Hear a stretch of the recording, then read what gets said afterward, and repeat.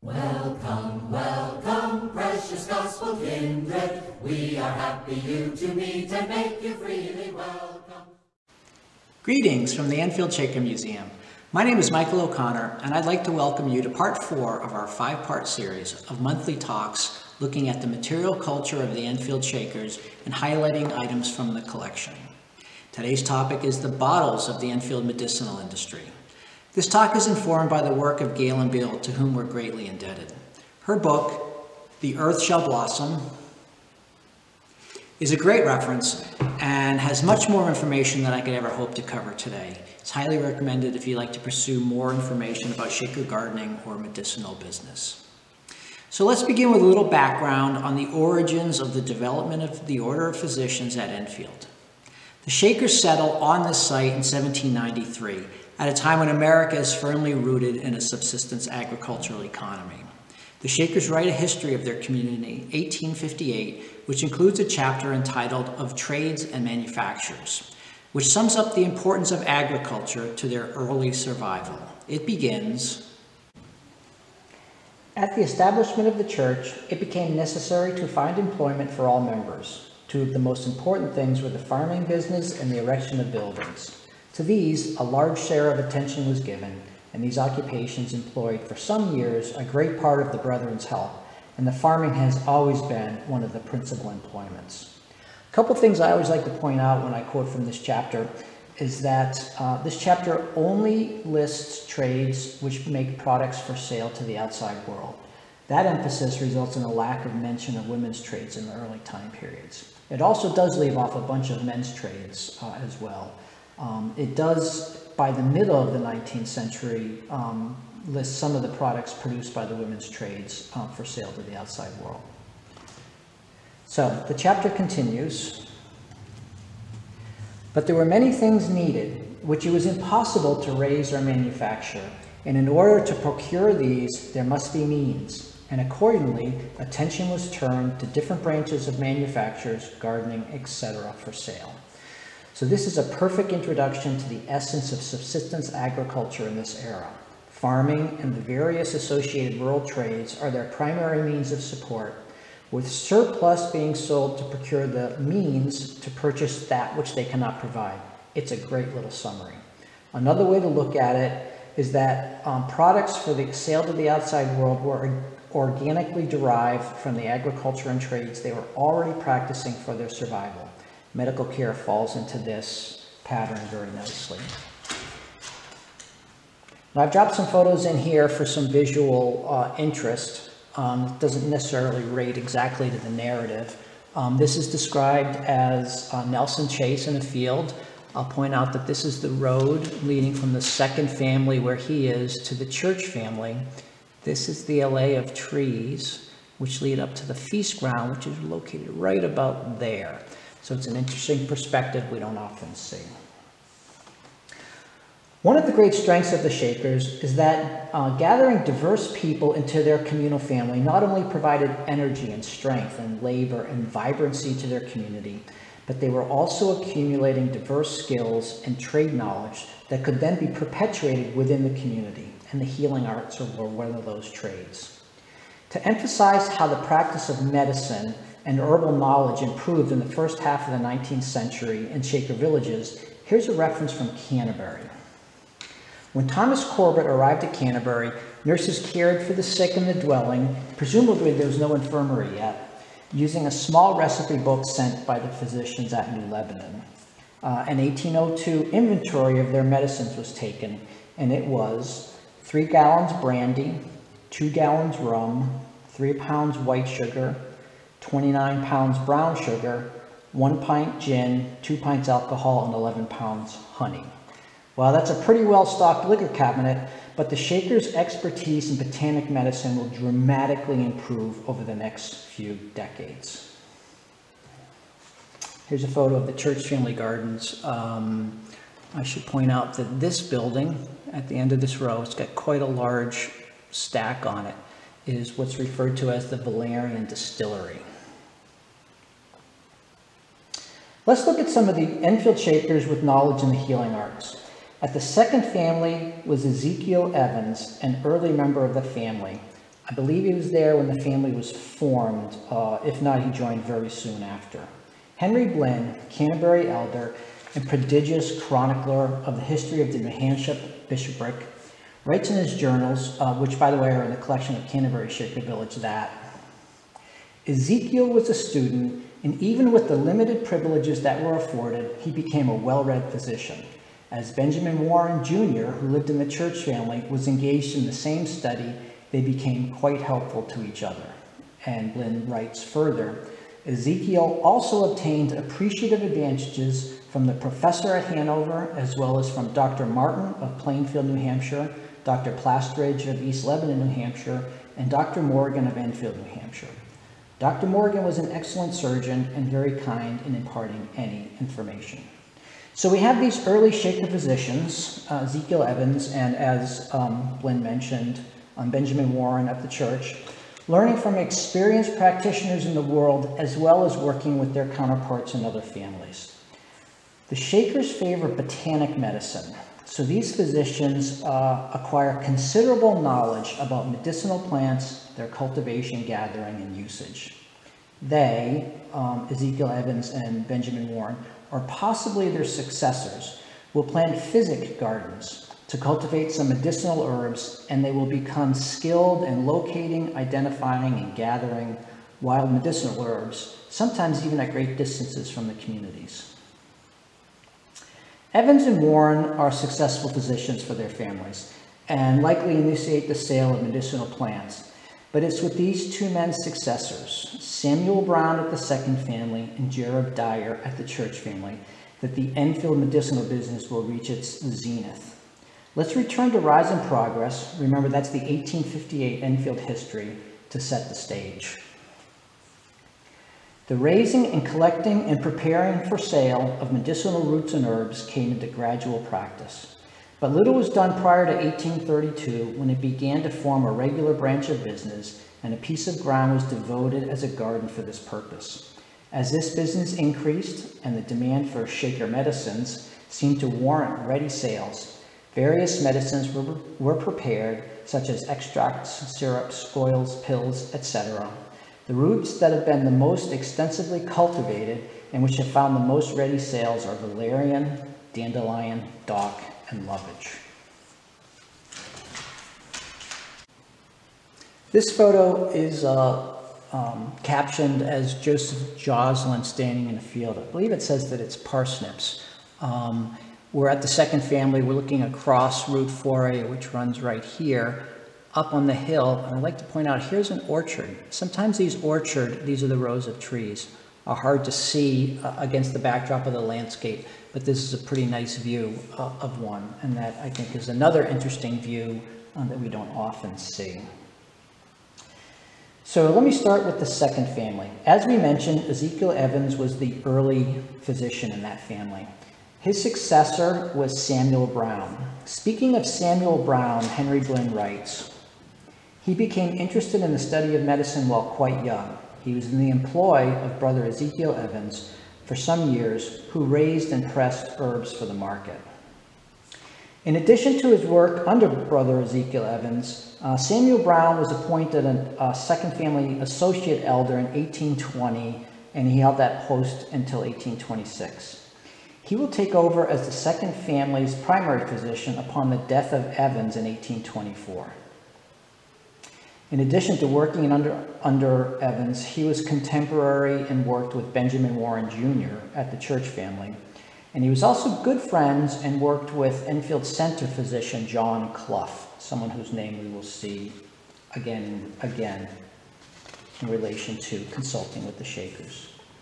Samuel Brown will produce a medicine marketed as Brown's Shaker's Pure Fluid Extract of English Valerian, which will be the first, the most successful, and the longest produced of the Enfield patent medicines. The medicinal qualities of valerian had been known throughout history, and it was available at the time primarily as dried roots. The volume of dried roots necessary for effectiveness caused unpleasant side effects. They never mention what these unpleasant side effects are. I believe they're nausea and diarrhea. Brown comes up with a process to extract and concentrate the active ingredient, producing an effective medicine without the side effects. Canterbury's collection contains a few documents with several different recipes for Brown's extract. In addition to the Valerian, the recipe also usually includes extract of henbane and poppy, both very potent drugs. One recipe, though, includes henbane and ginger and omits the poppy. So here's our earliest bottle of Brown's extract of English Valerian. This is our oldest bottle of second family Brown's extract. It's faceted. There are 12 facets. There are no facets on the top of the shoulder here, but the facets do continue up into the neck, although they are a little bit hard to see. The bottle has a very thin rim. Looking at the bottom, you can see the facets a little bit more clearly, and there is a quite sharp pontil scar right here. It's easily felt with your finger. I will note that on these early bottles, on the label, it says, note the written signature of the proprietor upon each bottle. And these early ones appear to be hand signed. Later ones, it will have the signature printed on. It's interesting that on these early bottles, the price is actually printed on the label. Later ones will be filled in after printing.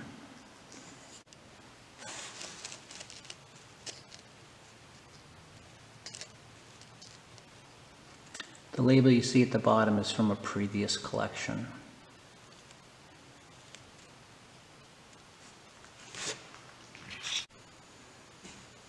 The next Brown's extract bottle we'll look at is a very much more common form, and this is what you will see 99.9% of the time.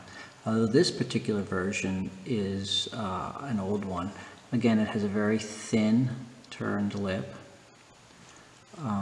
Note on the signature, it says, observe the signature of the proprietors on each bottle. So it doesn't say written signature anymore.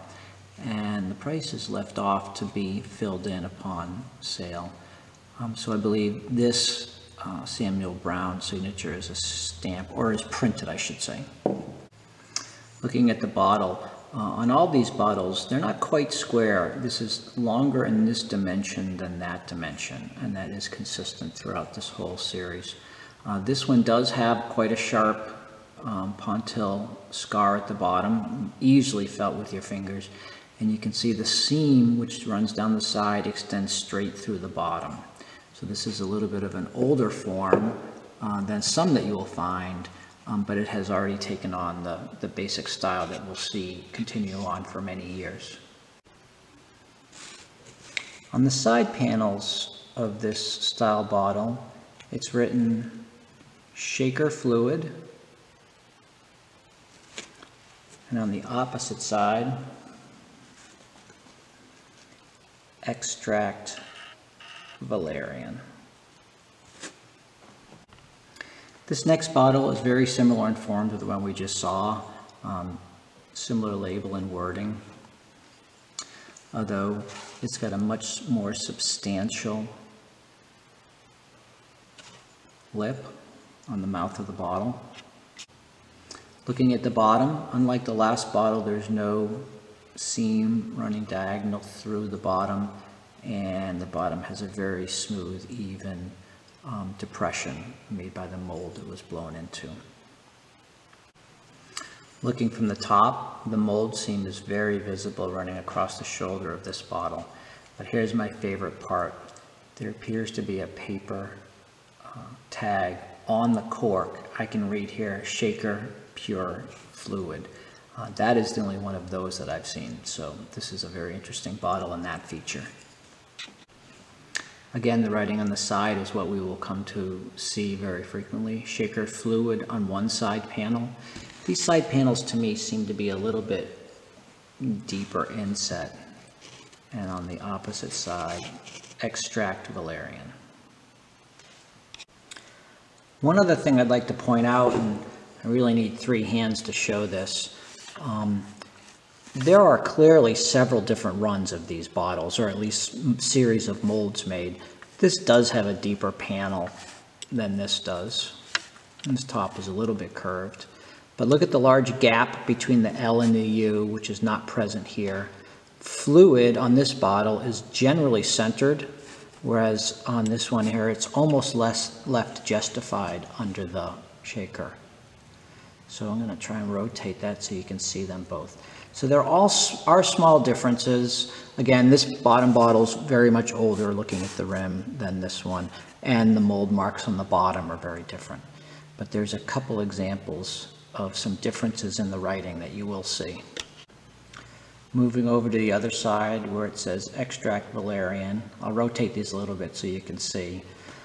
Again, the top panel significantly deeper. These writings don't vary as much as the other.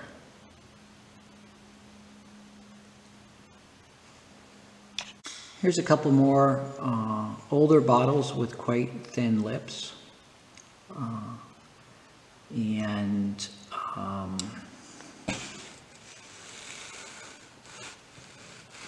Each has very visible pontil scars on the bottom. And a view of the side with the shaker fluid writing. These bottles are fun. I've assembled them together. They're all very similar, very similar, substantial lips here on the mouth, pronounced shoulders visible on each of their seam lines on each of their shoulders.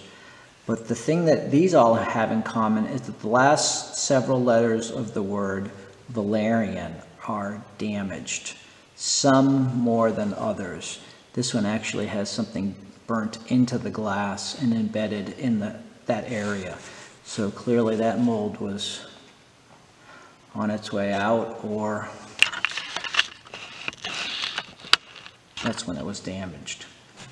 This bottle shows it the best. So you may find those in your javels as well.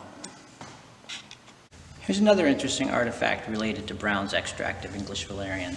This small storage chest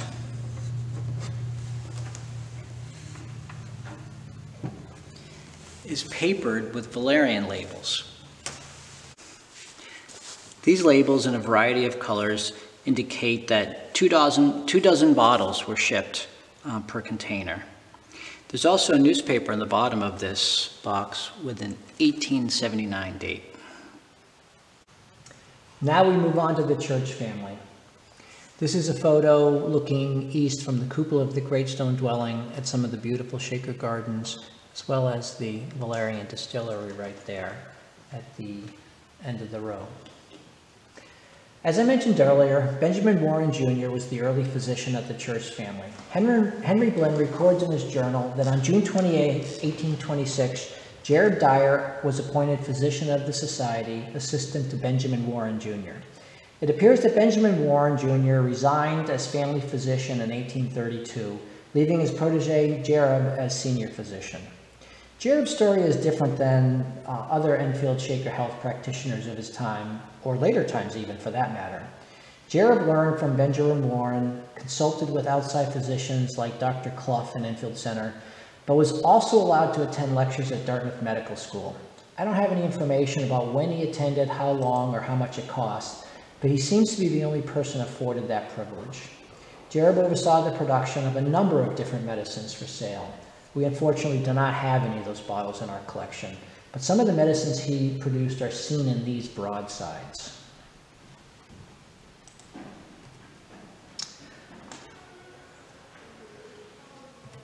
The second broadside lists 6 different medicines, and we'll take a closer look at those. I'd like to point out that the arnicate of tannin is being marketed specifically to people going west in 1849 for the California Gold Rush. This one down here is very interesting. Shaker's Pure Fluid Extract of English Valerian. Seen here. It's presumably the exact same formula that Brown's extract is made from, but it's prepared and marketed by Jerub Dyer at the church family. This form of advertising we'll see over and over again. with testimonials by local prestigious doctors. Dixie Crosby at Dartmouth College is a very well-known physician. And here's John Clough, who I've mentioned a few times, in nearby Enfield Center. Jerub leaves the community in 1852. Samuel Brown dies in 1856.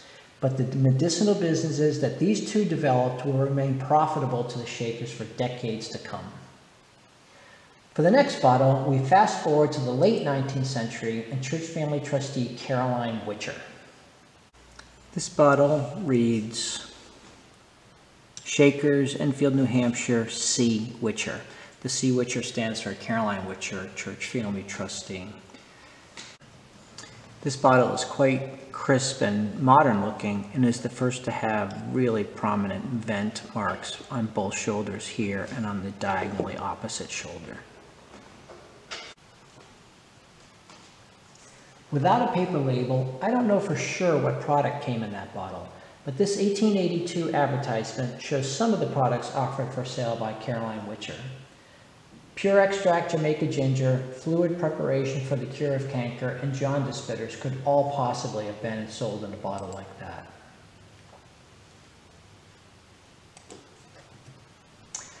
Here's a portrait of Caroline Whitcher. An 1882 letter from Caroline Whitcher to Sister Lydia Dole at Groveland, New York, which is in the collection of the Western Reserve Historical Society, accompanied an order of extract of Jamaican ginger. Caroline filled the order that Groveland had requested and added, quote, bottles as we put it up for market, end quote, encouraging Sister Dole to sell them in their office. She later stated that Enfield wholesaled the ginger for $2 per dozen and retailed for 25 cents per bottle. Caroline also enclosed a show card to hang in their office to introduce the ginger and stated that they keep it available so people can taste of it, which she reports is a great help in selling.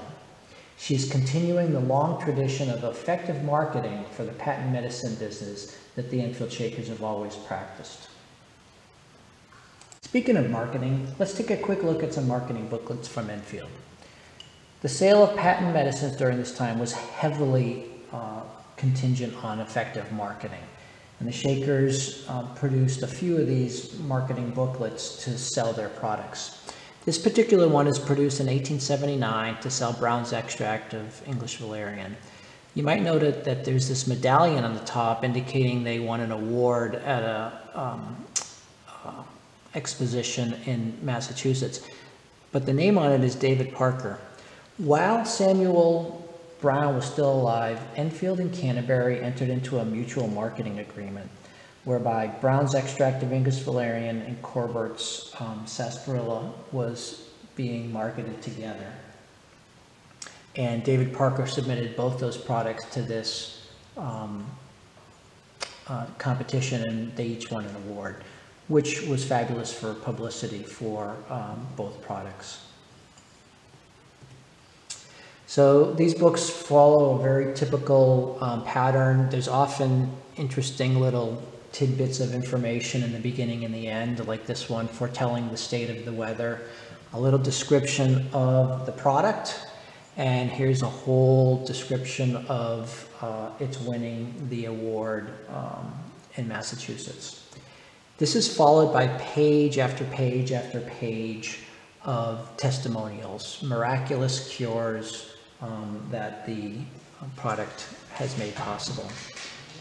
I'd like to point this one out. You might notice this is the exact same wording that we saw earlier on the Jerub Dyer product. Same date, same signatories. So both these products are in essence the exact same formula, but it's interesting that this is being, this exact testimony is being utilized for both products. This book is interesting in that the dates we've seen so far are all 1848 and 1849, and then the dates jump to 1879. So it appears like this booklet had been possibly used for a period of time and was then updated to be reissued. They often end with little tidbits here. This mathematical puzzle I have to do every time because I forgot that I did it the last time I looked at this. And on the back page is an advertisement. This advertisement will run for quite a while. It appears in manifesto advertisements in the 1880s. And that's Timothy Ranlett, who, as far as we know, has no connection to the prepared medicine business. He's an elder at the second family. William Wilson is a trustee at the second family, so this apparently is being issued when the second family still is producing Brown's extract of English Valerian. Very shortly after this, or maybe even commensurate with that time, because of the new testimonials in 1879, the production of this went from the second family to the church family. We will talk a little bit later about agents, but McKesson and Roberts were agents for these products in New York City. The Shakers will sell their products through a whole series of agents, and the date the agents change can help us date the products in some cases. The agents are both in New York and in Boston, but those were ways that these products were sold. Another very interesting advertising brochure is this. This brochure was issued approximately 1860 by Hiram Baker, who's a trustee at the church family. Hiram Baker was at one time or another a trustee at all three of the Enfield families, but I believe when this is issued, he's at the church family. And I find this document frankly astounding. There are 5 pages of products the Shakers are offering for sale in bulk. There's a common name, there's a column of botanical name, and there's a column with abbreviations for the properties that each medicine has. There's a key at the end, which we'll see in a second, that describes what these abbreviations mean. The list is quite extensive. Some of these products are raised by the Shakers, but the vast majority of them would be gathered. And then it moves on to some extracts that are prepared.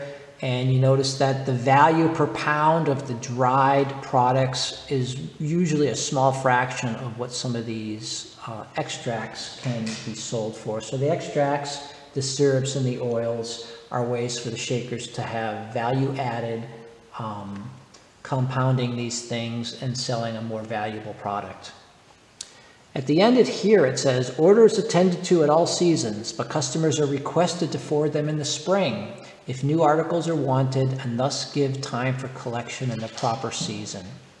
It goes on to say that orders for such native plants as are not found in the catalog, if forwarded with their botanical names, will be attended to with care and fidelity. So in addition to everything you see here, presumably they will collect and gather anything they have access to sell in bulk. And here's a list of those abbreviations explained. I find this list frankly amazing, and the Shakers are sometimes going quite far afield gathering product for these sales. Looking at this list under oils, I'd like to bring your attention to Fir Oil being offered for sale for 80 cents per pound. I assume that means per bottle in this case, and that brings us to our next bottle. This bottle is about half full. Let me show you the viscosity of the contents by tipping it. I find it interesting that the other 3 oils listed in the catalog sell for $3, $4, and $6, whereas the Fir Oil sells for 80 cents. This lists the botanic name as Pinus balsamea. We know it today as Abies balsamea or balsam fir. The bottle itself is interesting. It's one of the more modern looking bottles we have. There's a very pronounced seam. And the seam does stop short of the rim, so it does have a tooled finish. And the bottom has mold numbers. It's the only bottle that we have with mold numbers embossed in the bottom. And now we come to our final series of bottles. Shaker Anodyne, produced by Enfield's North family. There is no physician associated with North family medicine production like we found in the other 2 families. It's possible that as Enfield's gathering order, the North family's medical care was overseen by the church family. This bottle has labels on both sides, unlike any of the other bottles that we've seen so far. Here's the label on the front. Here are the back labels. There's a list of physicians which are endorsing this product. None of them seem to be in common with the series of physicians we saw on the earlier products. It also says, please preserve and read the circular around the bottle. None of those circulars exist. I'd be very interested to see one someday. One side panel of these bottles reads Nth, Enfield, New Hampshire, standing for North Family, Enfield, New Hampshire. And the other side panel reads Shaker Anodyne. There is one lettering variant that I will note. In the word Anodyne, there are bottles which have what I'm calling the large Y, and there's a space after the Y, which isn't seen on some of the other ones. So there's at least 2 series of molds that these bottles are made with, and there may be more that we haven't come across yet. Here's a collection of bottles assembled. The bottles on the left have the large Y, the bottles on the left don't. A couple other differences are the ones with the large Y have a thinner rim compared to these. They're aqua in color. These tend towards the more clear or almost purple in color at times. And the ones with the large Y have a faint but always perceptible round mold mark in the bottom, whereas these are perfectly smooth. So there's a couple broad differences in ours, and as I said, we don't have a large collection, so it's very possible that there will be other variations that will come to light over time. One other difference between these two series of bottles is that these newer appearing bottles have a very easily seen and felt vent mark right here on the corner opposite or adjacent to the seam. These older bottles do not. And now we come to our last bottle of the day. This bottle of Shaker Anodyne is about 3/4 full. So let me show you the consistency of the product. It has a little lid on the top that presumably is helping or to stop transpiration of the alcohol through the cork. And I have not removed that. But if you were to look at it, it looks like these rims. So it's very much in the later production bottle category. We know that this is late because it says alcohol 37%. Alcohol content was required by the Food and Drug Act of 1906, so this bottle is after that date. As I turned it around, you saw that it didn't have a label on the back, but on the front is printed Henry Johnson and Lord, Proprietors, Burlington, Vermont. They were distributors of a number of different products for the Shakers. They produce an advertising brochure and offer 2 Enfield medicines. One is this Shaker Anodyne, which they describe as a highly concentrated compound of Valerian, and they also offer the canker cure. There's no back label on this, as you saw when I turned it around, but the same doctors are endorsing it in the advertising booklet as we saw on the other bottle with one additional name. So it's very much of the genre of the other bottles we see, but on the later end of production. So that completes our look at the bottles of the Enfield, New Hampshire Shaker's medicinal industry. Thank you for joining us, and we'll look forward to seeing you for the next video.